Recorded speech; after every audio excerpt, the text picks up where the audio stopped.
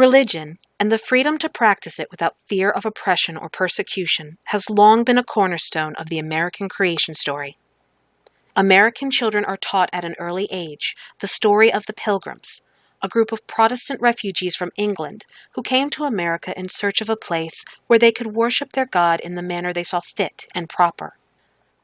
Yet despite this idealistic beginning, Americans have never truly been accepting of different religions or even different branches of the same religion. This is because up until recently, the type of religion one practiced was an indication of one's national heritage and loyalty, as each nation, at least for a time, practiced its own version of Christianity. Religion was tied to national identity, and as nations warred for control of the New World, the best indicator of friend and foe was sometimes how he worshipped God. Over time, America's animosity towards various Christian denominations softened, but the Christian world as a whole was still largely dismissive of other faiths. But that all changed in 1893, when the groundwork for open religious discussion was laid in, of all places, the Windy City.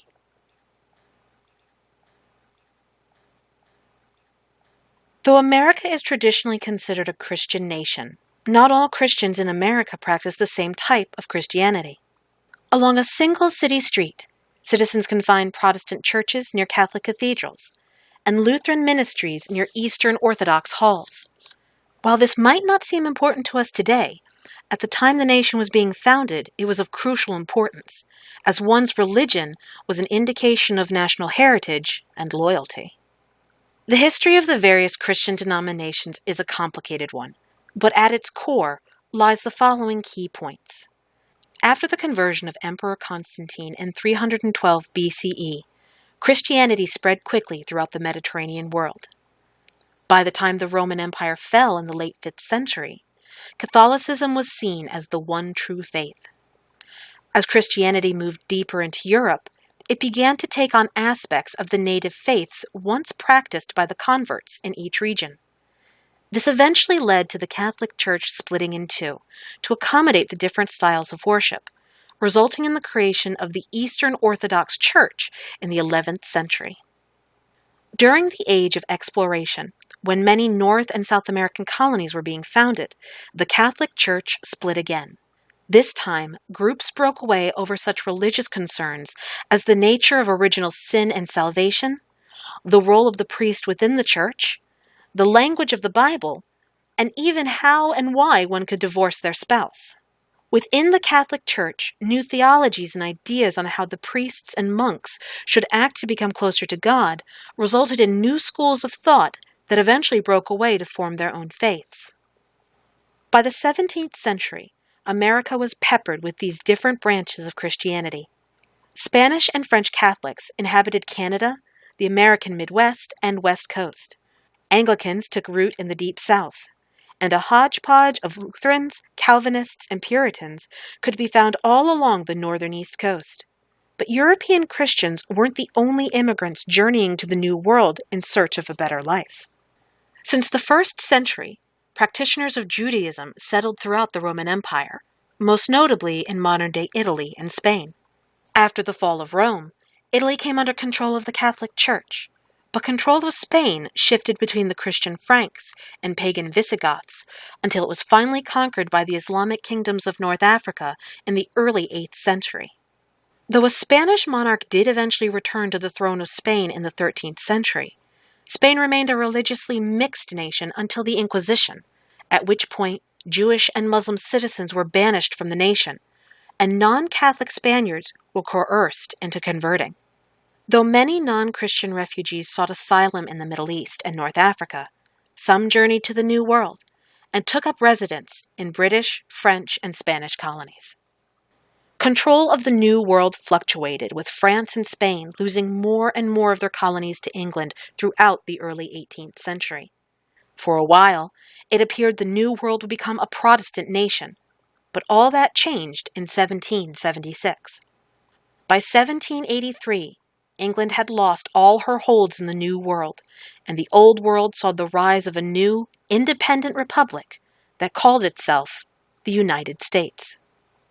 This new nation, comprised of followers of multiple different faiths, promised all its present and future citizens that it, unlike the governments of Europe, would make no law prohibiting the people from following and practicing their chosen faiths.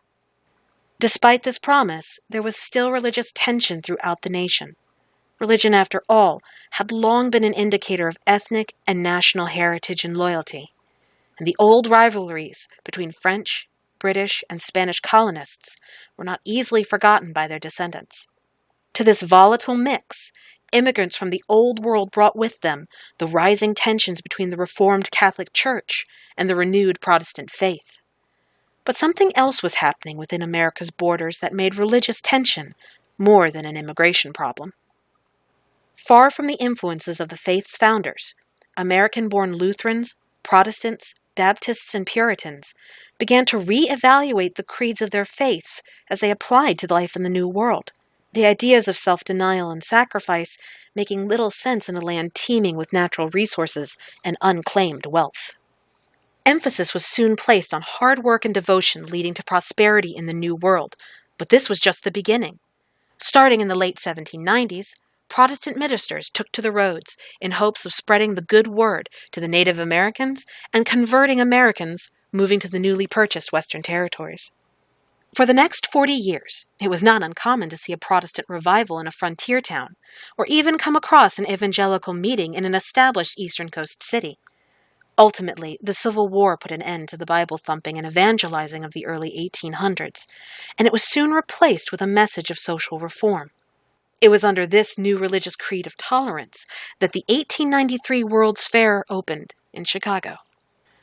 Beginning in the late 18th century, many large industrial cities began hosting expositions to demonstrate to domestic and foreign investors the quality of materials they could produce.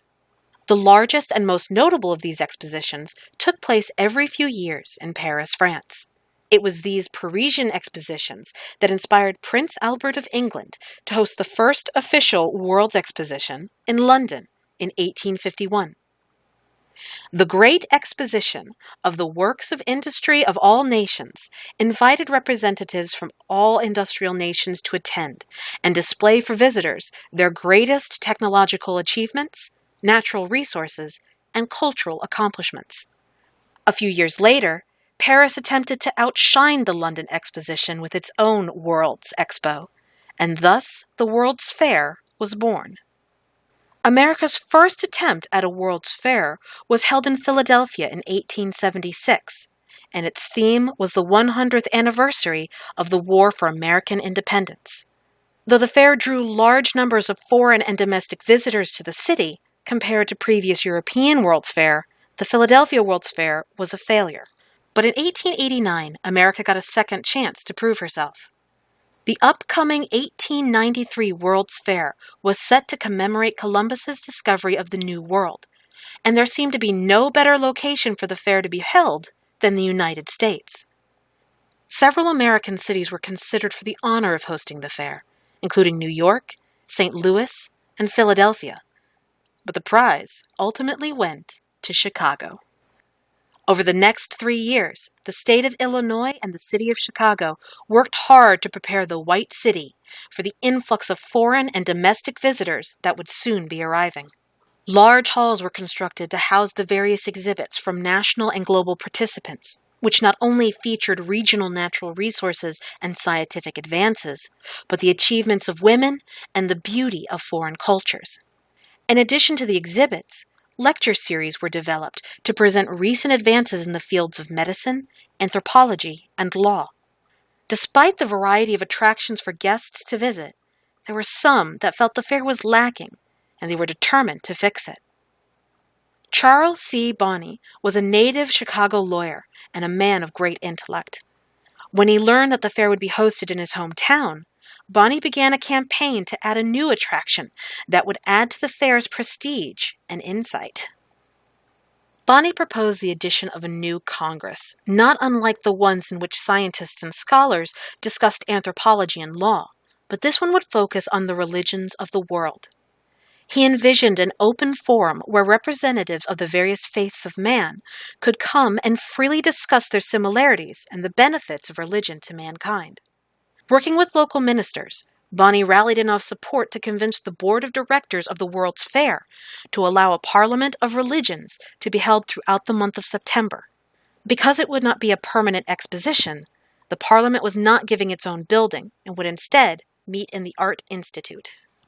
Bonney was appointed president of the General Committee on Religious Congresses of the World's Congress Auxiliary in 1881, giving him and his supporters only 2 years to organize the Parliament of Religions. Working with missionaries and universities around the world, the Parliament Committee was able to arrange for representatives from all the major Christian faiths to speak at the fair, as well as respected leaders from Islam, Hinduism, Buddhism, Jainism, Shinto, and Judaism, just to name a few. As the fair drew closer, letters praising the Parliament and its mission began to pour into the committee's office, but these letters were of 2 types. Some, like the letter sent by Bishop Keane, praised the Parliament for wanting to show the world the commonalities that existed between all religions, while others, such as the one sent by Mayas Das, expressed hope that the Parliament would lead non-Christians to convert to the one true faith. Though it was clear a vast majority of religious leaders welcomed the idea of an open and honest dialogue between the faiths, albeit for various reasons, it was equally apparent that some leaders did not approve of the Parliament, and they expressed their disapproval in no uncertain terms. When the Parliament of Religions was called to order on September 11, 1893, it was hailed as one of the greatest religious accomplishments of man. For 17 days, men and women of various faiths lectured on such topics as the nature of sin, the role of religion within society, the role of women in religion, and religion's relationship with science. Though these were the types of discussions Bonney hoped would occur, they weren't the only ones. On the 13th day of the Parliament of Religions, Rabbi Joseph Silverman of New York presented a paper called Popular Errors About the Jews, in which he quickly outlined some of the then most well-known misconceptions regarding the Jewish people. The most grievous of these misconceptions, he argued, was the idea that the Jewish people were unified in their faith, when in truth, Judaism was just as divided as Christianity. Thus, it should not be assumed that every Jew would abandon their home and friends in America should the Messiah return Israel to them, nor should they be treated as though they would. Rabbi Silverman was just one of many delegates who took the opportunity to dispel rumors about their faiths while attending the Parliament of Religions. Others, such as Kinzo Ryuji Hira and Dharmapala, used the Parliament to condemn the harsh conversionary tactics used by Christian missionaries, while still others, like William C. Wilkinson and Reverend John J. Keane, took the time to claim their faith's superiority to the others. However, speakers like Kyung Hyesun Ho and Reverend Raichi Shibata took a different approach and devoted their lectures to educating those in attendance on the actual practices and beliefs held by their faith's followers. Of the speakers who took this approach, Swami Vivekananda is perhaps the best known, as he is often credited with bringing Hinduism to America. In his speech titled Hinduism, Vivekananda described the Vedas as follows: "But by the Vedas no books are meant. They mean the accumulated treasure of spiritual law discovered by different persons in different times. Just as the law of gravitation existed before its discovery and would exist if all humanity forgot it, so with the laws that govern the spiritual world." Speeches like Vivekananda's grabbed the attention of visitors, not only because of their eloquence, but because of how approachable they made the faiths sound. In his discussion of Shinto, Reverend Ryuichi Shibata not only defined key religious terms, but told his faith's creation story. And both Shibata and Pung Kwong Yu, the Confucian delegate, explained how one could practice Shinto or Confucianism and still be a good Christian, as the two were not faiths in the same way Christianity was. The Parliament was also used as a tool for social reform. Of the over 160 speakers, 18 were women, and they spoke on such topics as poverty, women's rights, and the inequalities faced by African Americans. As these women were respected religious leaders, they were given more leeway to speak on these subjects within the Parliament than they would have if they had chosen to speak at one of the political congresses. An added bonus came with the arrangement of the speeches, as women's lectures were often preceded and followed by speeches given by the Parliament's more exotic guests, thus ensuring a large crowd would be present to hear the message. The closing ceremony for the Parliament of Religions was held on September 27, 1893, and in the weeks that followed, the Parliament received nothing but praise. Over 150,000 people attended the Parliament during its 17-day run, and the local papers declared the Parliament had opened the door on a new era of religious understanding and human unity. Bonny immediately began working on the next Parliament of Religions, while Reverend John H. Bowers and other members of the Parliament Committee compiled, analyzed, and published the various speeches delivered in Chicago. But as 1893 gave way to 1894, the allure of the fair wore off, and critics of the Parliament began voicing their disappointments. Many critics scolded the Parliament for not allowing Christian speakers to spread the gospel to the visiting heathens, calling the entire endeavor a missed opportunity to save souls. Others blamed the Parliament for leading young Christians astray and placing their souls in jeopardy by confusing them with pagan messages. While this belief stemmed from the fact that many Chicago newspapers claimed the lectures on foreign faiths had been better attended than those on Christianity, it was compounded by the fact that representatives of Buddhism, Shinto, and Hinduism remained in the states after the Parliament ended to lecture, and soon began opening their own halls of worship in major cities. By the early 20th century, this belief that the Parliament had led people away from the true faith had taken on a life of its own, and a new wave of revivals and evangelism began to wash over the nation. Other critics condemned the Parliament for its organization and implementation rather than the overall message it tried to convey.